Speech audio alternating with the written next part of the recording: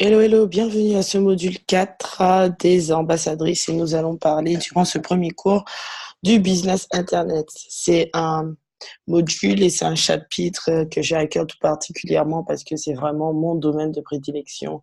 Et comme je le dis toujours, le business Internet et Internet sont des outils euh, indispensables, je pourrais dire aujourd'hui, et ce sont vraiment des outils à ne pas négliger. Vraiment, Internet aujourd'hui est une valeur sûre. La moitié plus de la moitié même, de l'humanité se trouve sur Internet, et qui que vous vouliez atteindre par votre business, cette personne se trouve sur Internet. Je vous promets et je vous assure. Alors, nous allons vraiment poser les bases et après, nous irons sur les 3 prochains cours sur des choses spécifiques. Alors, avant de commencer, j'aimerais vraiment que vous puissiez faire une pause et regarder un peu ces chiffres. Donc, je ne vais pas tous les citer, mais cette diaporama, ce slide va vraiment vous faire prendre conscience du nombre de personnes qui utilisent Internet, les réseaux sociaux sur Terre actuellement. Donc, nous sommes environ 7 milliards sur la planète. Et dans ces 7 milliards-là, vous voyez le nombre de personnes, donc la population totale ici qui est de 7 milliards, le nombre de personnes qui utilisent Internet, donc à peu près, comme j'ai dit, plus de la moitié, ceux qui sont actifs sur les réseaux sociaux, donc 44%, regardez combien ça fait en milliards. Ceux qui utilisent sur les réseaux sociaux, Internet via leur mobile, 67% pour ceux qui utilisent via les mobiles Internet et 40% ceux qui utilisent les réseaux sociaux via leur téléphone. Ça veut dire qu'aujourd'hui, l'information qu'il faut garder en tête, c'est que, plus de la moitié de la population est sur la planète et que dans cette population, la plupart utilisent Internet via leur téléphone. Et aujourd'hui, nous savons que les téléphones, nous les avons pratiquement H24 avec nous. Nous les lâchons souvent quand nous dormons. Donc, c'est quelque chose qu'il faut vraiment, vraiment, vraiment garder en tête. Alors, ici, pareil, donc c'est un peu plus décortiqué, si je puis dire. Vous voyez les différents réseaux sociaux. Vous voyez, par exemple, Twitter, Instagram, Facebook, YouTube. Vous voyez comment est réparti, comment sont répartis les utilisateurs, combien de mails sont envoyés, combien de tweets sont échangés par jour, combien de vidéos sont regardées, le trafic. Et vous vous rendez compte que nous ne sommes pas sur des milliers, nous sommes plus, même pas sur des millions, mais plus sur des milliards pour la plupart, à part Twitter et Instagram. Ici, c'est vraiment des milliards. Au regard de cette slide, vous comprenez donc l'intérêt de maîtriser, de comprendre et de s'engager à faire un business sur Internet. C'est pas quelque chose qui est anodin, et c'est pas quelque chose, ce n'est pas un type de business que vous devez mettre de côté ou ignorer. Et je dirais même, parce qu'on a parlé des 4 piliers de l'enrichissement, je dirais que c'est l'un des piliers majeurs. Parce qu'avec Internet, vous pouvez investir. Enfin, vous pouvez investir. Avec Internet, vous pouvez travailler de n'importe où. Que vous soyez aux Bahamas, à Jamaïque, en Chine, au pôle Nord, au pôle Sud, vous pouvez travailler. D'ailleurs, aujourd'hui, vous ne savez pas d'où je vous fais cette vidéo. C'est la puissance et le pouvoir qu'il y a dans Internet. Donc vraiment, pourquoi j'ai parlé de tout ça, c'était vraiment pour faire prendre conscience du pouvoir qu'a Internet et du pouvoir du coup qu'aurait un business sur Internet. Souvenez-vous des chiffres. Les hommes mentent, mais pas les chiffres. Alors, pourquoi commencer un business sur Internet? Parce qu'il y a plein de personnes qui vont me dire, Aurélie, Internet, c'est pas mon truc, vraiment, ça m'intéresse pas, j'ai pas plus envie de faire un business Internet, mais regardez tous les bénéfices. Apporter de la valeur à un grand nombre de clients. Donc, comme j'ai dit, ça se chiffre en millions, en milliards. S'affranchir de la contrainte géographique. S'affranchir de la contrainte temporelle. Pourquoi? Parce que si vous faites un business Internet, vous avez juste besoin d'un ordinateur, d'un téléphone, d'une connexion Internet. Et où que vous soyez, hop, vous pouvez travailler. Ensuite, quoi d'autre? J'ai dit pour automatiser son business. Automatiser son business. Pour augmenter ses revenus. Tout simplement. Et pour finir, atteindre la liberté financière. C'est l'un des moyens, l'une des façons de pouvoir atteindre la liberté financière. Ce n'est pas la seule, mais vraiment, je vous recommande parce que souvent, quand on est une femme, on est une mère, on est une épouse, on a tellement de choses à faire, s'occuper des enfants, s'occuper de plein de choses. On sait que la charge mentale, le burn-out, on le retrouve plus souvent chez les femmes que chez les hommes parce que les femmes ont tellement de casquettes, tellement de choses, tellement de challenges à relever, tellement de tâches à accomplir. Et je vous assure qu'un business sur Internet qui tourne tout seul en automatique, c'est vraiment une charge en moins. C'est vraiment une charge en moins parce que lorsque vous avez un business, ce n'est pas mauvais d'avoir un business dans le dur comme une boulangerie, un salon de coiffure, ce n'est pas mauvais.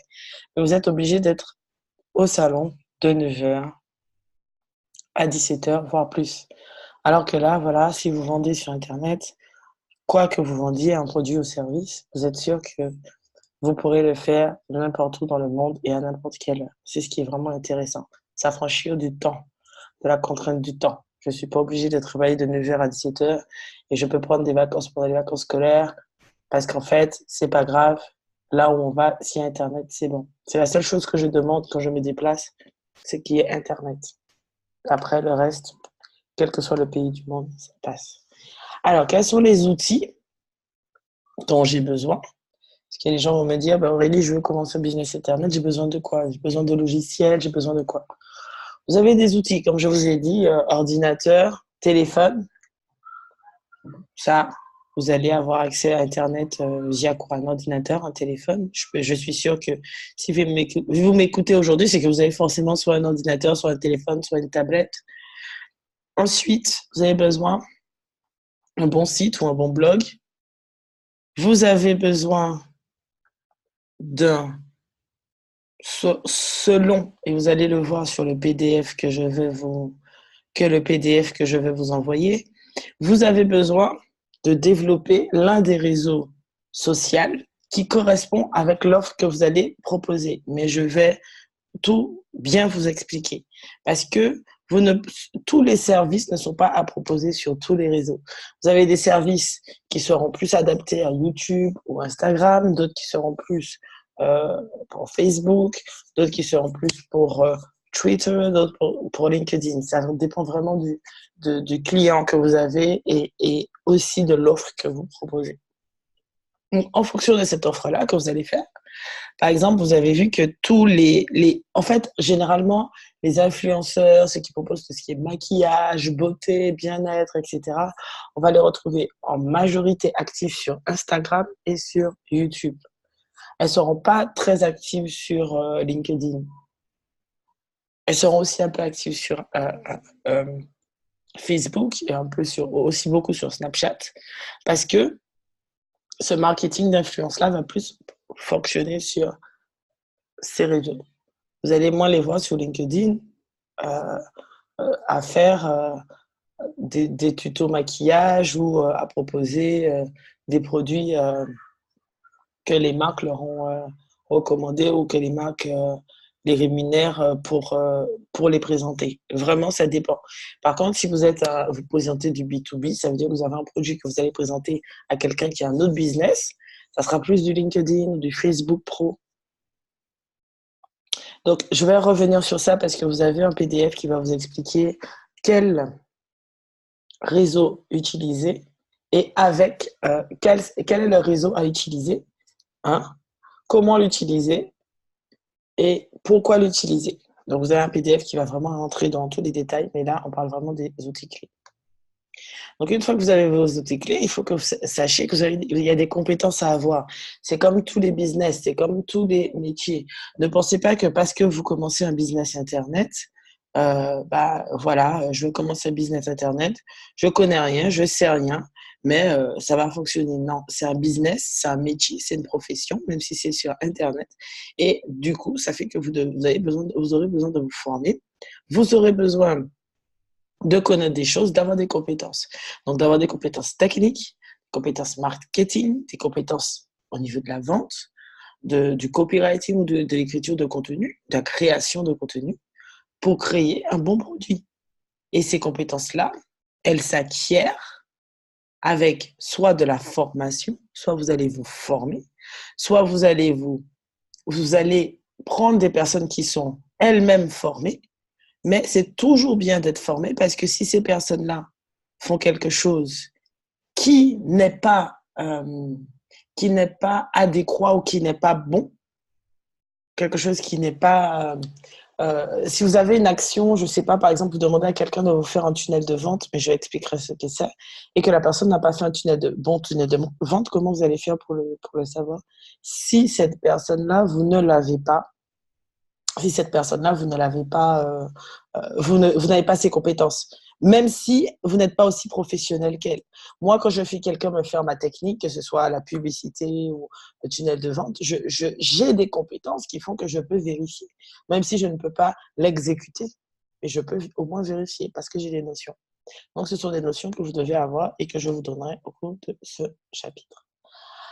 Alors, commencer un business Internet, comment savoir si mon business sera rentable et quelles questions je dois me poser? La première question, c'est ma thématique est-elle viable dans le temps? Est-ce que je surfe sur une mode ou est-ce que je surfe? Par exemple, si vous avez un business sur les naissances, sur les enfants, bien sûr que c'est une thématique qui est viable puisque des enfants, il y en aura toujours, même dans 50 ans et même il y a 50 ans. Posez-vous la question, est-ce que ça existait il y a 50 ans et où est-ce que ça existera dans 50 ans? Il y a 50 ans, les gens se mariaient. Dans 50 ans, ils se marieront encore. Donc, c'est un business viable, le mariage. Il y a 50 ans, les gens mangeaient. Dans 50 ans, ils mangeront encore. Donc, la nourriture, l'alimentaire, c'est un business viable. Il y a 50 ans, les gens s'habillaient. Et dans 50 ans, les gens vont s'habiller. Donc, tout ce qui est habillement, c'est un business viable. Donc, vous devez vous poser ces questions-là. Est-ce que le sujet vous passionne? Ça, c'est une autre chose. Est-ce que ce sujet-là vous passionne?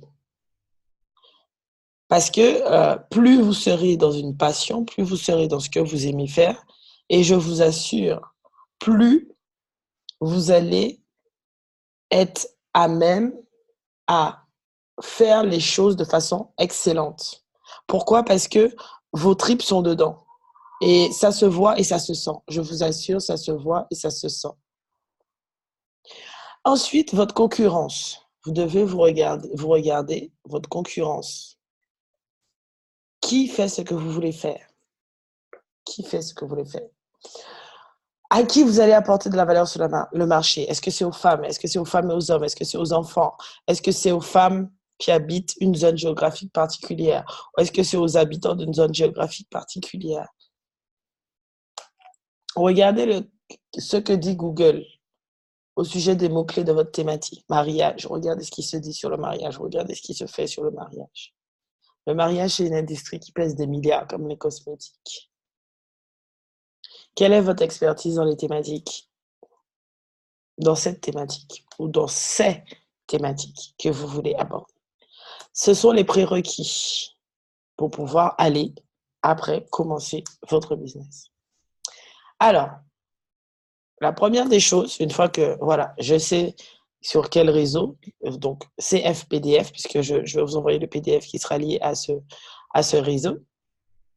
Une fois que vous savez distinguer quel réseau, sur quel réseau vous allez travailler.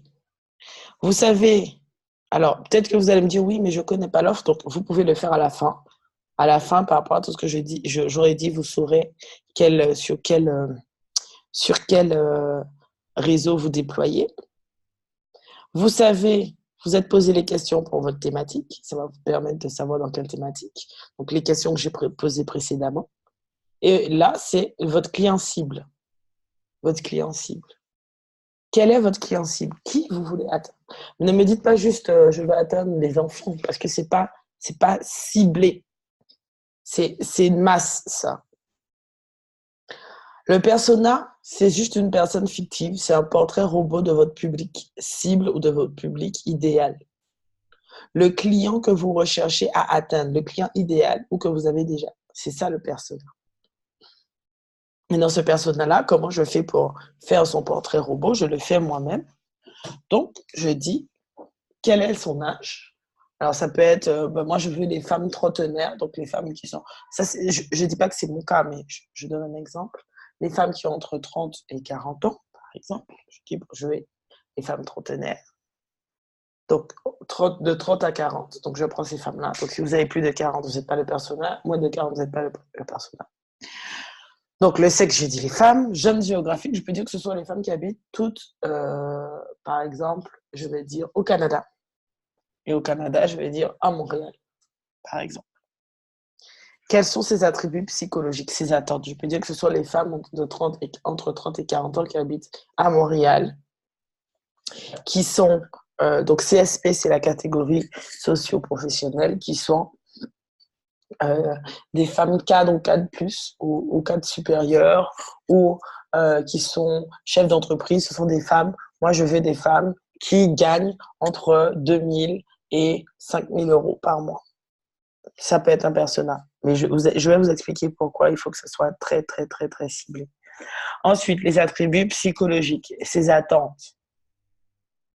Une telle femme, quelles sont ses attentes? Est-ce que, voilà, elle attend des choses excellentes, elle attend de se déployer, elle attend de se développer personnellement, de sa liberté financière, de voyager, etc. Quels sont ses rêves, ses aspirations, ses peurs, ses doutes, ses craintes, ses challenges? Quels sont ses challenges?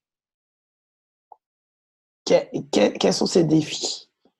Et tout ça, une fois que vous allez le comprendre, l'écrire, le noter, vous allez pouvoir monter une offre, ce qu'on appelle l'offre irrésistible, qui va répondre à tout cela. Et c'est ça qui va faire que vous allez attirer votre persona. Parce que votre persona a besoin,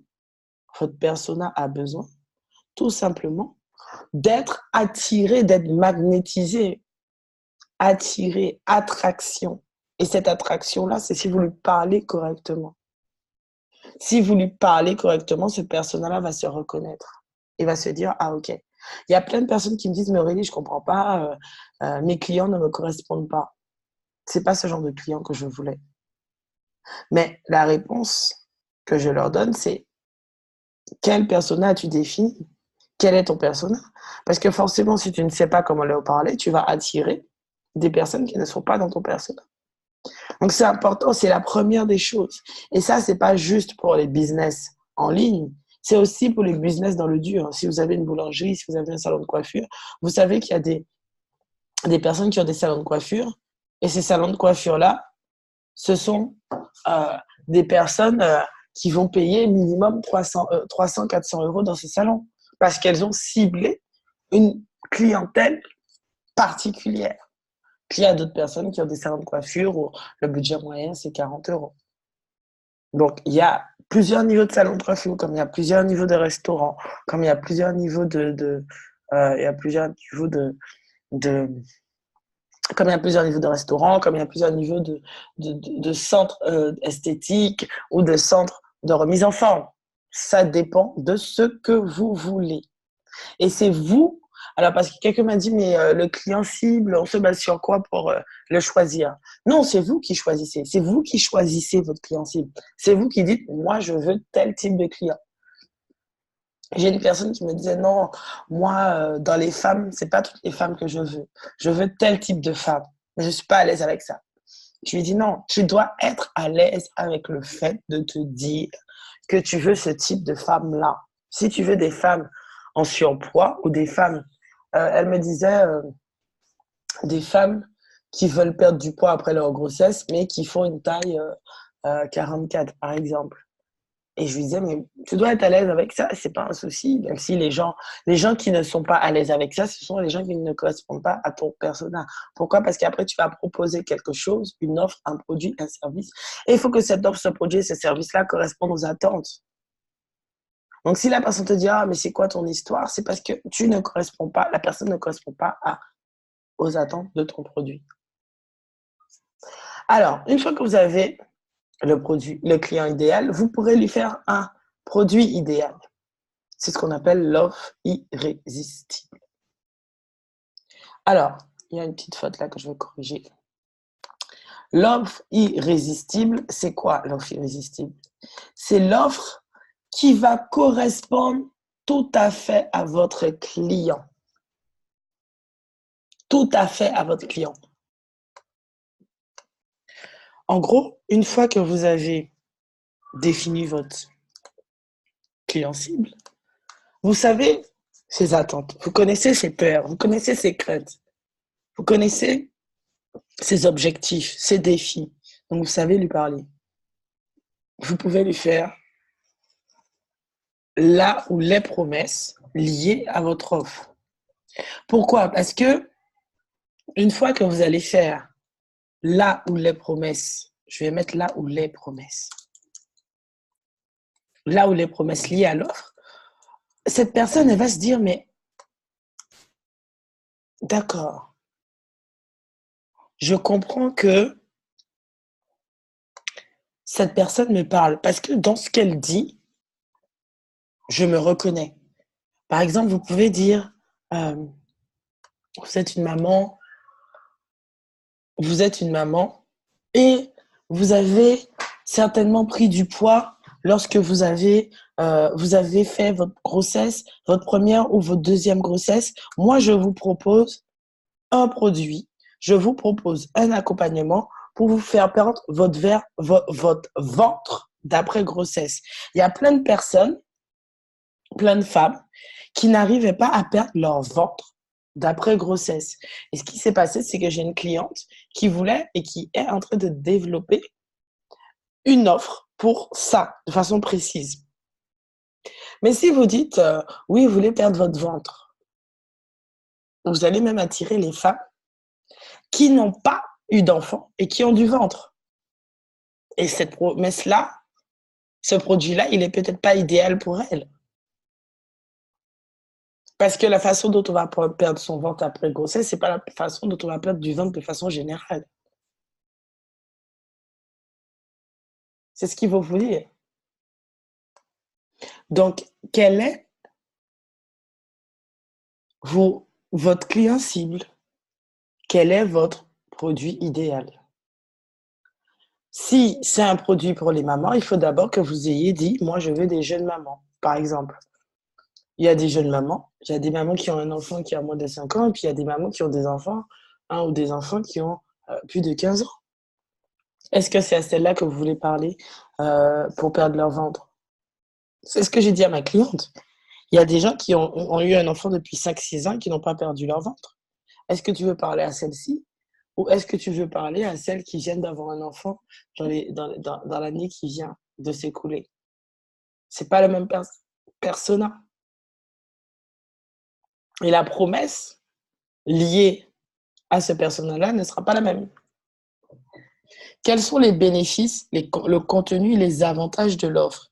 Tout ça, vous devez vous asseoir et vous poser des questions. Ça, ce sont juste des prémices. Ce sont juste des prémices, d'accord? Donc, asseyez-vous, posez-vous toutes ces questions et dans les autres cours, on va pouvoir revenir de façon plus claire, de façon plus spécifique. Mais déjà, dites-vous, OK, je veux parler à qui? De façon très spécifique. Et qu'est-ce que je veux proposer à ces femmes-là dans mon domaine? Ou à ces hommes-là, ou à ces enfants-là, à ces personnes-là de façon générale, ou à ces familles-là, ou à ces couples-là. Ensuite, quels sont les bonus, les plus liés à l'offre? Dans la première thématique, quand je dis quelles sont les promesses, quels sont les bénéfices? Vous allez dire à cette femme-là, voilà, ce produit, cet accompagnement va vous permettre de perdre votre ventre en 3 mois. Si vous êtes une maman qui a accouché dans les 12 derniers mois, vous avez peut-être connu les soucis suivants, vous les décrivez. La personne va se dire: «Ben oui, je me reconnais dans ça». OK, vous avez capté votre persona parce que toutes les personnes qui sont pas votre persona ne vont pas lire la suite parce que ça les intéresse pas. Maintenant, vous allez lui dire: «Moi, j'ai eu aussi ces problèmes. Voilà comment je m'en suis sortie et voilà la solution que je vous propose. Perdre votre vente en 2 mois. Le bénéfice, c'est que j'ai plus de ventes». C'est ça. Et quels sont les bonus? Ben, en bonus, ben, je vais vous aider de façon personnelle. Je vais vous motiver pour que vous puissiez pas arrêter. Je vais vous mettre dans un groupe avec d'autres femmes qui, elles aussi, euh, vont vous challenger parce qu'elles ont aussi ce défi. Quels sont les plus? Qu'est-ce que vous allez donner? En même temps, je vais aussi vous donner un rééquilibrage alimentaire. Pourquoi? Parce que ça peut être aussi l'alimentation. Parce que c'est bien aussi d'avoir une bonne alimentation, etc., etc. Maintenant, la troisième chose pour monter son produit idéal, c'est la rareté de l'offre. Cette offre-là, je ne vais la faire que pendant 2 mois et à un prix exceptionnel pour un nombre de personnes limité. Et ça va permettre aux femmes de comprendre que c'est pas une offre qui est comme ça, c'est une offre avec un temps limité, un prix limité, un accès limité, une rareté dans l'offre. Alors pour que votre produit idéal soit vraiment idéal, il faut que vous puissiez répondre à un besoin spécifique, que vous puissiez bien vous positionner et que vous puissiez lever les freins à l'achat. Pourquoi? Parce que nous tous, nous avons déjà vu des choses sur Internet qui nous paraissent intéressantes, mais on se dit, est-ce que le truc c'est une arnaque? Est-ce que c'est une arnaque? Est-ce que c'est quelque chose de bon? Est-ce que c'est quelque chose de vrai? Est-ce que ça marche? Est-ce que c'est possible? Est-ce que c'est possible de perdre du ventre de perdre du ventre en 3 mois, là, son histoire, je sais pas si c'est vrai. Et le but, c'est de lever les freins à l'achat. Ça peut être comment? Par des témoignages vidéo ou des témoignages photos de personnes qui parlent et qui disent non, j'ai acheté son produit, je me suis fait coiffer par elle, j'ai acheté ses mèches, j'ai acheté ses chaussures, j'ai acheté son vêtement, j'ai acheté sa prestation, j'ai acheté son produit, son coaching. Tout ça, vous pouvez euh, répondre à ces freins-là, lever ces freins-là en mettant des commentaires, en mettant des témoignages écrits ou vidéo. Mais les témoignages vidéo sont beaucoup plus pertinents, vraiment plus pertinents, parce que les écrits, bon voilà. Mais ça, ce sont les outils. Comme j'ai dit, on reviendra dessus. Mais je vous mets les prérequis, je vous mets les bases, et après, on va monter. Et ensuite, une fois que j'ai mon persona, mon offre, j'ai mon produit, maintenant, je vais avoir un tunnel de vente. C'est un processus par lequel je transforme un prospect en un client cible qui me permet d'automatiser mon business. Et ce process-là de tunnel de vente, il a plusieurs étapes. D'abord, le lead magnet, ensuite la page de capture, la page de vente, la page de contenu et l'accès au produit. Vous avez des outils qui vous permettent de faire ces tunnels de vente. Donc, vous avez des outils de paiement comme, alors je les ai pas mis là, mais j'ai dit on va revenir dessus. Les outils de paiement, c'est PayPal, Stripe. Vous avez ça. Vous avez les outils pour faire les pages de vente, les captures. Vous avez ClickFunnels, LearnyBox et Leadpage qui fonctionnent très bien. C'est ce que les plus grands marketeurs utilisent. Vous avez des autorépondeurs pour les mails. Vous avez GetResponse, vous avez Mailchimp, vous avez SG Autorépondeur qui fonctionne aussi pas mal. Donc, si je dois parler du lead magnet, parce que je ne suis pas sûre que tout le monde sache ce que c'est quelque chose qui va vous permettre de récupérer du lead, c'est-à-dire des clients. Aujourd'hui, ce qu'il faut savoir, c'est que dans le business Internet, ce qui est intéressant d'avoir, c'est du mail. Si vous n'avez pas de mail, votre business peut s'écouler à n'importe quel moment. Parce que si votre business, c'est que Facebook, Instagram, etc., ça veut dire quoi? Ça veut dire que vos mails, demain, par exemple, pardon, demain, si Mark Zuckerberg décide de fermer Instagram ou Facebook en se disant, bon, c'est pas grave, il y a trop de lois, je sais pas, je dis n'importe quoi, il y a trop de lois et je ferme Facebook, je ferme Instagram. Ça veut dire que vous perdez votre business. J'ai vu une Instagrammeuse ce qui lui est arrivé, c'était très, très, très dur. Euh, Elle avait des millions de personnes qui la suivaient, une américaine. Et elle a dit quelque chose qui n'a pas plu à ses followers qui ont signalé son compte. Et elle s'est fait fermer son compte Instagram, supprimer son compte Instagram. Mais ce qui s'est passé, c'est quoi? C'est que son compte, comme elle est une influenceuse, alors je ne sais pas si elle a récupéré le compte ou pas, elle est une influenceuse, son argent, elle le faisait grâce à Instagram. Donc elle a fait une vidéo en pleurant en disant non, rendez-moi mon Instagram parce que c'est mon business. Parce que c'est mon business. Et donc du coup, elle n'a plus de business. J'espère que son problème a été résolu.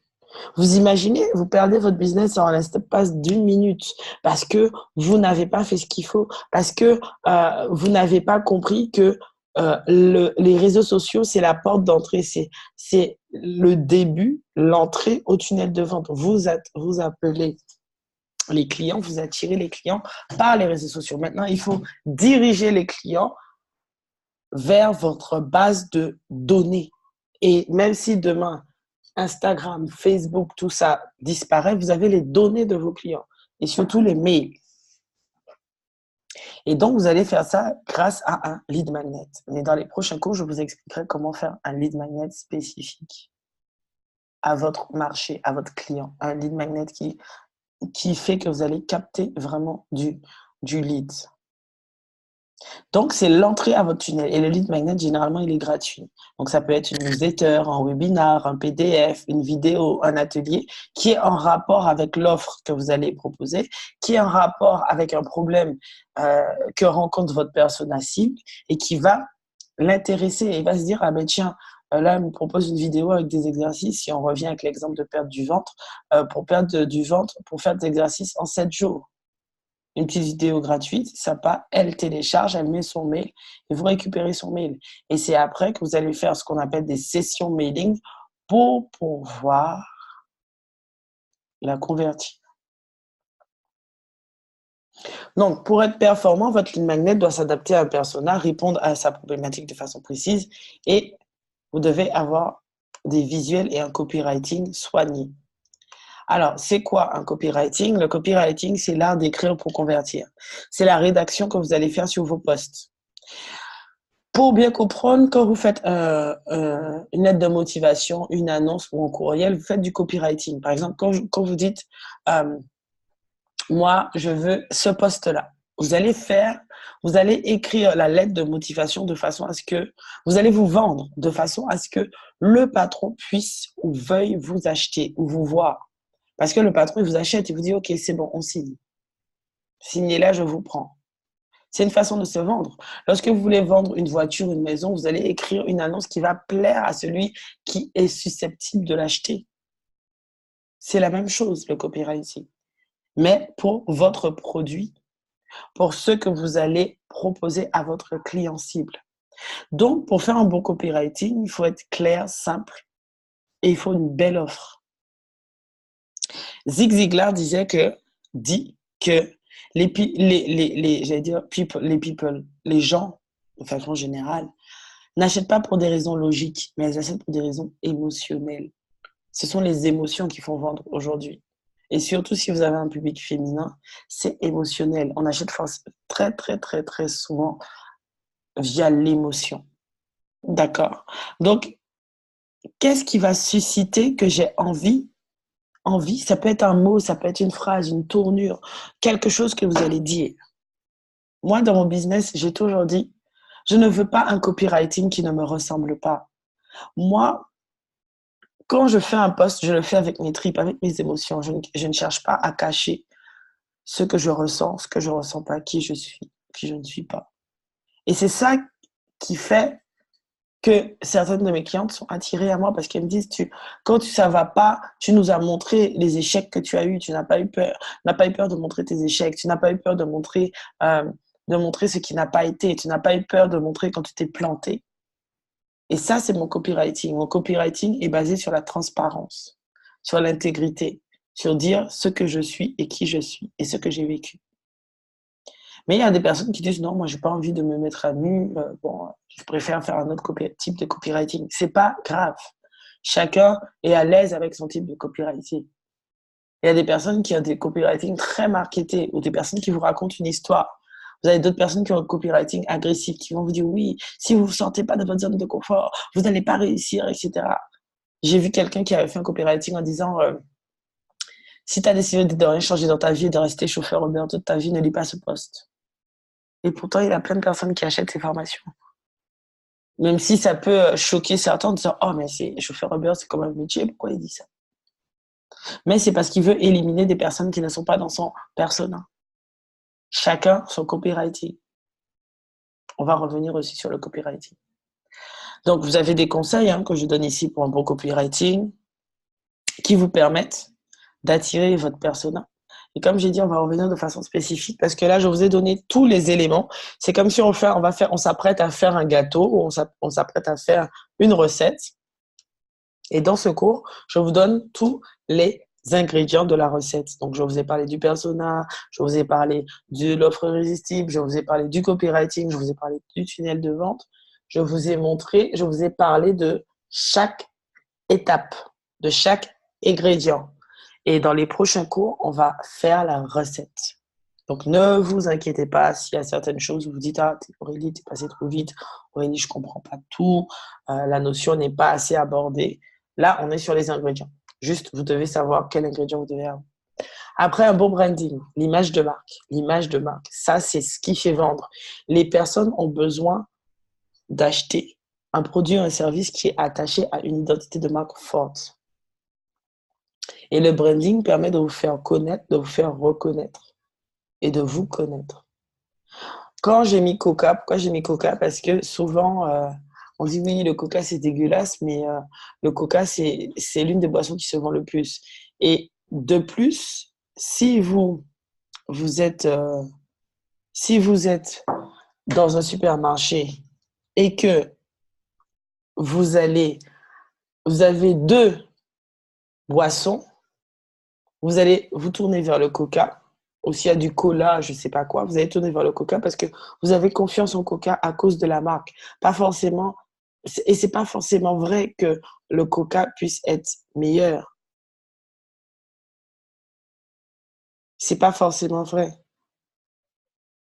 C'est pas forcément vrai. Le Coca n'est pas forcément meilleur. Mais c'est parce que vous avez confiance plus en Coca, parce que c'est une marque qui dure dans le temps, c'est une marque qui a une image de marque forte. C'est la même chose pour les M&M's. Si vous voyez ces mêmes bonbons et c'est pas M&M's, si on vous demande de choisir pour le même prix, vous allez prendre M&M's. Ou même si M&M's est plus cher, vous allez prendre M&M's. Parce que vous allez faire confiance à la marque, à l'image que la marque donne d'elle. Et ça, dites-vous qu'à prix égal, quelqu'un va toujours acheter la marque qui a le branding le plus fort.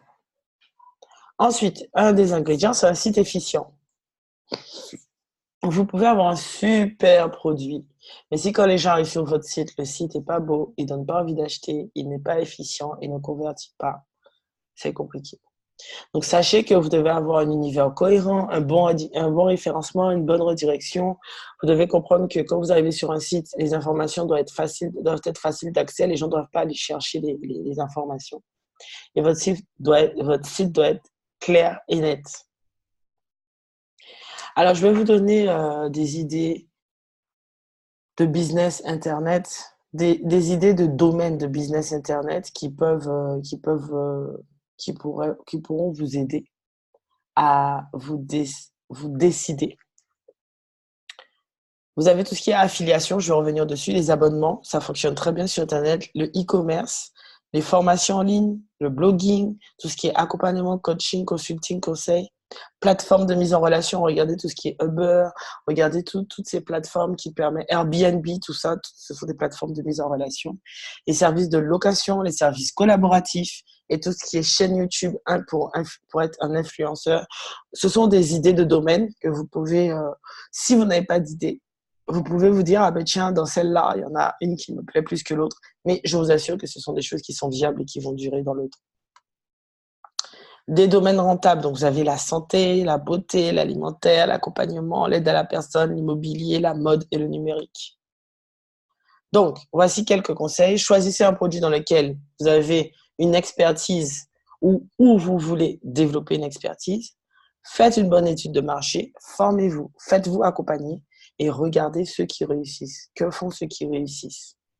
Voilà, donc pour ce premier chapitre, pour ce premier cours, ce premier chapitre du module 4, j'ai voulu vraiment vous donner les ingrédients, poser les bases, parce que je veux que chaque personne puisse démarrer ce cours 4 sur l'entrepreneuriat en ligne avec quelque chose de fort et avec quelque chose de clair. Sachez que pour tout ce qui est persona, client cible, offre irrésistible et branding, que vous soyez et copywriting, que vous soyez en ligne ou pas, même si vous avez un salon de coiffure, une boulangerie, un centre esthétique, vous avez une salle de sport, vous avez besoin de ces trois choses. Vous avez besoin de branding, vous avez besoin de savoir quel est votre persona et vous avez besoin d'une offre forte. Sinon, ça va être compliqué d'attirer des clients. Voilà pourquoi certaines personnes manquent de clients, parce qu'ils n'ont pas développé toutes ces choses. Voilà. Donc, je vous dis à très vite pour la suite, pour le cours 2 et prenez le temps d'implémenter déjà ce cours 1 parce que les autres cours vont être très, très techniques. Voilà. Excellente fin de journée, de semaine ou de soirée selon l'heure à laquelle vous regardez cet enregistrement. Ciao, ciao.